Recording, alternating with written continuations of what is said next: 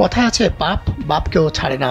দুর্নীতিবাজ মতিউরের বেলায় তেমনটি ঘটেছে। চাকরি জীবনের একেবারে শেষ পর্যায়ে এসে ধরা খেলেন তিনি, তাও কুরবানির ঈদে ছাগল কাণ্ডে ফাঁসলেন।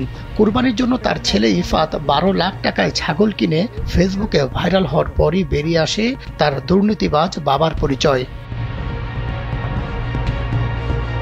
ছাগল ছাড়াও ঢাকার বিভিন্ন খামার থেকে 70 লাখ টাকার গরু কেনার খবরও প্রকাশ পায় গণমাধ্যমে।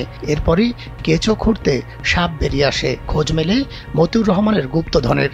নির্দিষ্ট বেতনের চাকরি করলেও কিভাবে আয় করেছেন হাজার হাজার কোটি টাকা, যা সিনেমার কাহিনীকেও হার মানায়। ধরা পড়ার ভয়ে আগে থেকেই কৌশল করে নিজের নামে সম্পদ করেননি মতিউর। সবই করেছেন তার 2 স্ত্রী, 5 সন্তান, 2 ভাই শ্যালক শালিকাদের নামে।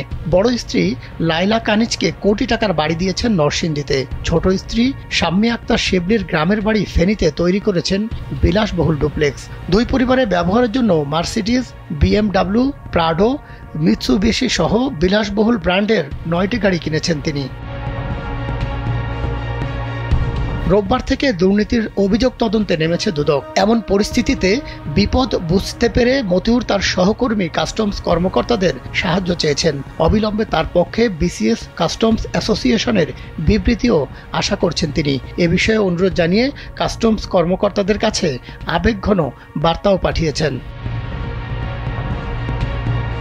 রোববার কাস্টমস অফিসারদের হোয়াটসঅ্যাপ গ্রুপে লেখা এক পোস্টে মতিউর বলেন, যারা আমার সহকর্মী আমার সঙ্গে কাজ করেছেন তারা আমার টিম ওয়ার্ক সম্পর্কে জানেন। সহকর্মীদের প্রতি আমার ভালোবাসা সম্পর্কেও জানা আছে তাদের।